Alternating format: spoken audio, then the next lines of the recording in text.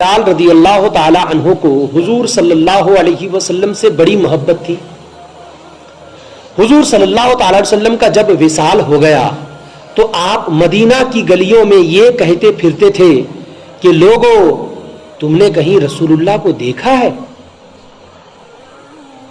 تم نے کہیں رسول اللہ کو دیکھا ہے؟ دیکھا ہے تو مجھے بھی دکھا دو یا مجھے آپ کا پتہ دے دو. پھر آپ اسی غم ہجر میں مدینے کو چھوڑ کر ملک شام کے شہر حلب میں چلے گئے. 1 سال کے بعد آپ نے حضور صلی اللہ علیہ وسلم کو خواب میں دیکھا. بولیے سبحان اللہ. خواب میں حضور پاک صلی اللہ تعالی وسلم کی زیارت کی. حضور نے آپ سے فرمایا کہ اے بلال تو نے ہم سے ملنا کیوں چھوڑ دیا؟ کیا تمہارا دل ہم سے ملنے کو نہیں چاہتا؟ کیا تم مجھ سے ملاقات کو نہیں چاہتے؟ حضرت بلال یہ خواب دیکھ کر لبیک یا سیدی لبیک یا سیدی کہتے ہوئے بیدار ہوئے. لبیک کا معنی یہ ہوتا ہے حاضر ہوں. لبیک یا سیدی یعنی اے میرے سردار، اے میرے آقا، اے میرے مولا، اے میرے سرکار، آپ کی بارگاہ میں حاضر ہوں. یہ کہتے ہوئے لبیک یا سیدی یعنی اے آقا غلام حاضر ہے کہتے ہوئے اٹھے اور اسی وقت رات ہی کو اونٹنی پر سوار ہو کر مدینے کو چل پڑے. رات دن برابر چل کر مدینہ منورہ میں داخل ہوئے. حضرت بلال پہلے سیدھے مسجد نبوی میں پہنچے اور حضور کو ڈھونڈا مگر حضور کو نہ دیکھا. پھر حجروں میں تلاش کیا یعنی رسول پاک صلی اللہ علیہ وسلم کے جو وہاں پہ حجرے تھے، حجرے مبارکہ، اس میں تلاش کیا. جب وہاں بھی نہ ملے تب مزار انور پر حاضر ہوئے اور رو رو کر عرض کیا یا رسول اللہ حلب سے غلام کو یہ فرما کر بلایا کہ ہم سے مل جاؤ. اور جب بلال زیارت کے لیے حاضر ہوا تب حضور پردہ میں چھپ گئے اور یہ کہہ کر آپ بے ہوش ہو کر قبر انور کے پاس گر گئے. قبر انور کے پاس جب بے ہوش ہو کر یہ کہہ کر گرے کہ یا رسول اللہ آپ ملک شام حلب سے مجھے یہاں تک بلا لیے ہیں اور بلانے کے بعد آپ خود مٹی کی چادر اوڑھ کر آرام فرما ہو گئے اور مجھ کو اپنا چہرے انور نہیں دکھاتے، مجھ سے آپ ملاقات نہیں کرتے. یہ کہتے ہوئے حضور کا زمانہ، حضور کی باتیں، وہی گلیاں، وہی مدینہ، وہی منبر، وہی محراب، وہی مسجد نبوی، وہی گلی کوچہ سب یاد آنے لگی. حضرت بلال حبشی کو حضور پاک کی محبت، حضور پاک کا پیار یاد آنے لگا اور حضرت بلال وہیں پر قبر انور کے پاس بے ہوش ہو کے گر گئے. جب قبر انور پکڑ کے بے ہوش ہو گئے تو قبر انور سے اٹھا کر آپ جب بے ہوش ہو گئے تو لوگوں نے آپ کو قبر انور سے اٹھا کر باہر لائے. اس عرصہ میں بلال کے آنے کا سارے مدینہ میں شور ہو گیا. آج رسول اللہ صلی اللہ علیہ وسلم کے مؤذن بلال آئے ہوئے ہیں. پورے مدینے کے کوچے کوچے میں، گلی گلی میں یہ بات پھیل گئی کہ حضور کا بلال، حضور کا مؤذن بلال آئے ہوئے ہیں. سب نے مل کر بلال سے درخواست کی کہ اللہ کے لیے ایک دفعہ وہ اذان سنا دو جو رسول اللہ صلی اللہ علیہ وسلم کو سناتے تھے. حضور کی بہت یاد آ رہی ہے، لہذا اے بلال اب ذرا وہ اذان بھی سنا دو جو حضور کی موجودگی میں اذان دیا کرتے تھے. بلال فرمانے لگے دوستو، اے میرے ساتھیوں، یہ بات میری طاقت سے باہر ہے کیونکہ میں جب حضور کی اس دنیاوی زندگی میں اذان کہا کرتا تھا، اذان پکارا کرتا تھا تو اس وقت اشہد ان محمد رسول اللہ کہتا تھا تو رسول اللہ صلی اللہ علیہ وسلم کو سامنے آنکھوں سے دیکھ لیتا تھا. اشہد ان محمد رسول اللہ کا معنی یہ ہوتا ہے میں گواہی دیتا ہوں کہ محمد صلی اللہ علیہ وسلم اللہ کے رسول ہیں. جب میں اشہد ان محمد رسول اللہ کہتا تھا تو آنکھوں سے حضور کی زیارت کر لیتا تھا، حضور کو آنکھوں سے دیکھ لیتا تھا. اب بتاؤ کہ کیسے دیکھوں گا؟ اگر میں اذان دوں تو اذان سے کلمہ تو ہٹا نہیں سکتا. اشہد ان محمد رسول اللہ جس وقت میں کہوں گا اس وقت حضور کو میں کیسے دیکھوں گا؟ مجھے اس خدمت سے معاف کرو، میں یہ والی خدمت نہیں کر سکتا. آپ لوگوں کی ایک گزارش پر آپ لوگوں کے کہنے پر میں اذان نہیں دے سکتا۔ ہر چند لوگوں نے اصرار کیا، مگر حضرت بلال نے انکار پر انکار ہی کیا۔ بعض صحابہ کی یہ رائے ہوئی کہ بلال کسی کا کہنا نہ مانیں گے، تم کسی کو بھیج کر حضرت حسن و حسین کو بلا لاؤ۔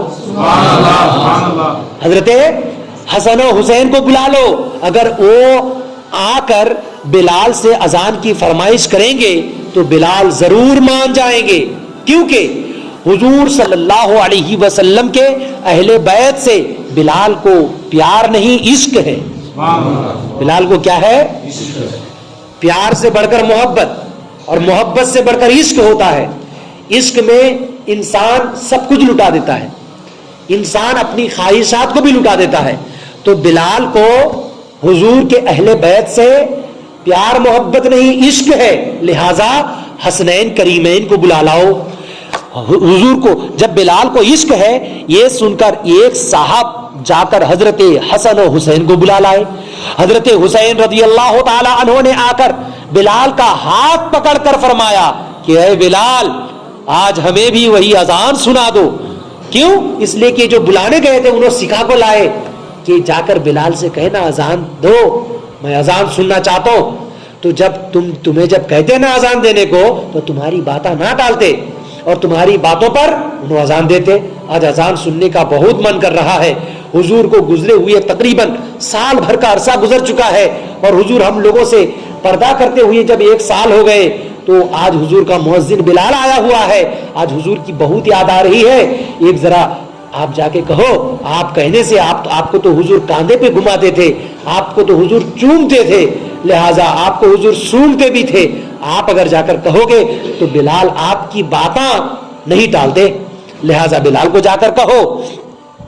نبی کریم صلی اللہ تعالی علیہ وسلم کے نواسے کو یعنی حضرت بلال نے امام حسین رضی اللہ تعالی، حضرت بلال کی بارگاہ میں حضرت امام حسین رضی اللہ تعالیٰ عنہ اور حضرت امام حسن رضی اللہ عنہ دونوں کو لایا گیا، اور دونوں کو لانے کے بعد حضرت بلال حبشی رضی اللہ تعالی عنہ، حضرت حسین رضی اللہ تعالی عنہ نے آ کر بلال کا ہاتھ پکڑ کر فرمایا کہ اے بلال، آج ہمیں بھی وہی اذان سنا دو جو ہمارے نانا جان کو سنایا کرتے تھے۔ اور آپ کو ایک بات بتا دوں، حضرت امام حسین اور حضرت امام حسن رضی اللہ تعالی عنہ کا چہرہ، شکل و صورت، ان کا جسم پاک یہ رسول پاک سے ملتا جلتا تھا۔ بات سمجھ میں آئی؟ یعنی آدھا سے اوپر اور آدھا سے نیچے، ایک بھائی حضور کی طرح تھے اور ایک بھائی حضور کی طرح تھے۔ بات سمجھ میں آئی کہ نہیں؟ تو اب حضرت بلال رضی اللہ تعالیٰ عنہ کا ہاتھ پکڑ کر جب کہنے لگے حضرت امام حسین کہ ذرا میرے نانا کو جو اذان سناتے تھے وہی اذان تو ذرا سنا دو، حضرت بلال نے امام حسین رضی اللہ تعالیٰ عنہ کو گود میں اٹھا کر کہا تم میرے محبوب کے کلیجے کے ٹکڑے ہو، نبی پاک صلی اللہ علیہ وسلم کے باغ کے پھول ہو، جو کچھ تم کہو گے منظور کروں گا، تمہیں رنجیدہ ہرگز نہ کروں گا کہ اس طرح حضور کو مزار میں رنج پہنچے گا۔ اگر میں تمہیں غمگین کر دوں، تمہاری بات اگر نہ سنوں، تمہارے بات پر فرمائش پر اگر اذان نہ دوں تو حضور صلی اللہ علیہ وسلم کو کہاں تکلیف ہوگی؟ قبر انور کے اندر۔ اور یہ کون کہہ رہے ہیں؟ حضرت بلال کہہ رہے ہیں، یعنی حضور کو تکلیف ہوگی یا خوشی ہوگی یہ بلال ہی جانتے ہیں، جو حضور کے قریب رہتے تھے وہی جانتے ہیں۔ اسی لیے ہم لوگوں کو اہل السنہ والجماعت کہتے ہیں، یعنی اہل سنت والجماعت جس کا شارٹ فارم ہے سنی، ہے کہ نہیں؟ اہل السنہ یعنی رسول پاک کی سنت والے، والجماعہ اور ان کے صحابہ کرام کو فالو کرنے والے، وہ ہم ہی لوگ ہیں الحمدللہ۔ جیسے ہمارے پیارے نبی کے صحابہ کرام کر کو گئے ہمیں بھی ویسا ہی کرتے، یعنی حضور کو تکلیف پہنچ رہی یا خوشی پہنچ رہی، یہاں ہم جو کام کرتے اس سے حضور کو تکلیف بھی پہنچ سکتی ہے، خوشی بھی پہنچ سکتی ہے، یہ صحابہ کرام جانتے تھے اور کہتے بھی تھے، جس کو کتاب میں لکھ بھی دیا گیا۔ اور لوگ کہتے کہ حضور کو پیٹ پیچھے کی خبر معلوم نہیں ہے، تو حضور قبر انور کے اندر ہے تو مٹی کے اندر حضور صلی اللہ علیہ وسلم کے جسم پاک، تو حضور صلی اللہ علیہ وسلم مٹی کے اندر ہے، اور بلال کہتے کہ ان کو تکلیف پہنچتی، یعنی بلال کو معلوم ہے کہ نہیں؟ اب حضرت بلال کیا فرماتے ہیں اے حسین اگر میں آپ کی بات نہ سنوں تو حضور کو مزار پاک میں رنج پہنچے گا. اور پھر فرمایا حسین مجھے لے چلو, جہاں کہو گے اذان وہی کہہ دوں گا.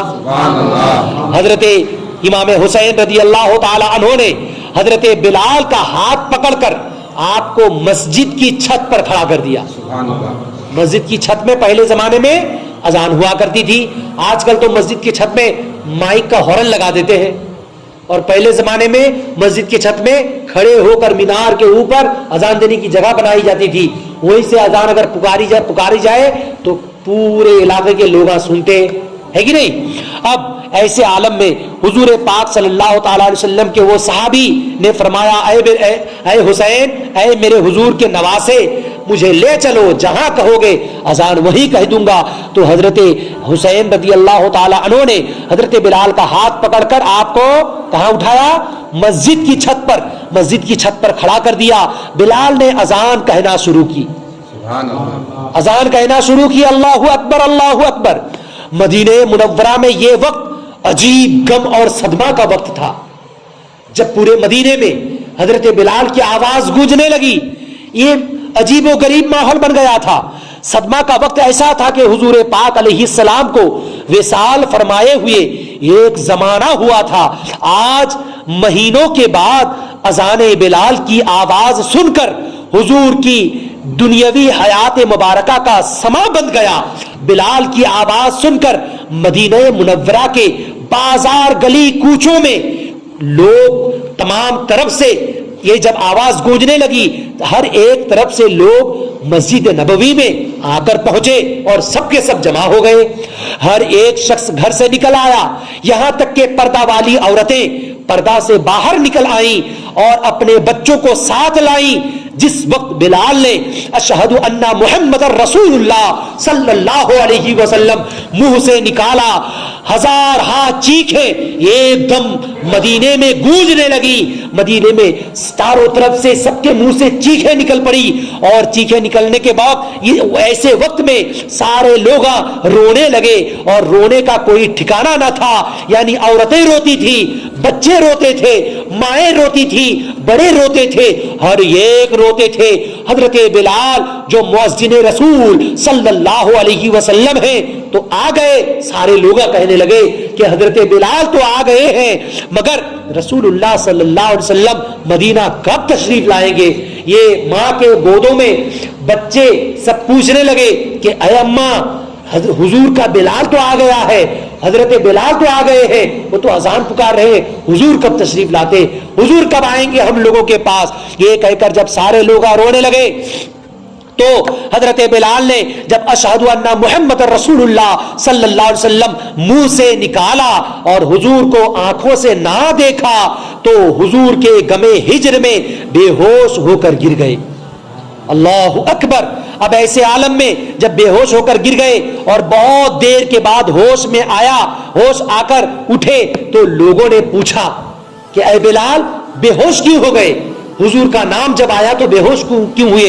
تو حضرت بلال حبشی رضی اللہ تعالی عنہ فرمانے لگے کہ اے اللہ کے رسول کے صحابیوں, اے میرے ساتھیوں, میرے دوستوں, اس سے پہلے جب میں اسی جگہ میں کھڑے ہو کر اذان دیا کرتا تھا تو اشہدو ان لا الہ الا اللہ کہتا تھا تو کعبے کی طرف میرے چہرے ہوتے تھے, لیکن جب اشہدو ان محمد رسول اللہ کہتا, اگر حضور ہمارے آگے ہوتے تو حضور کو میں آنکھوں سے دیکھ لیتا, اور حضور اگر میرے پیچھے ہوتے تو اذان دیتے دیتے میں کعبے کی طرف سے منہ ہٹا کو حضور کی طرف دیکھتا اور پیچھے طرف حضور کو دیکھ کر کہتا انگلی کے اشارے سے اشہدو ان محمد رسول اللہ, اور حضور اگر میرے دائیں طرف ہوتے میں اپنا قبلہ دائیں طرف کر لیتا اذان کے درمیان, اور حضور کے بارگاہ میں اشارے کر کے میں کہتا اشہدو ان محمد رسول اللہ. اسی طریقے سے حضور جدھر ہوتے میں ادھر ہی چہرہ کر کے اشہدو ان محمد رسول اللہ کہتا. لیکن آج جب میں اشہدو ان محمد رسول اللہ کہا میری آنکھوں میں اندھیرے چھا گئے, میں بے ہوش ہو گیا.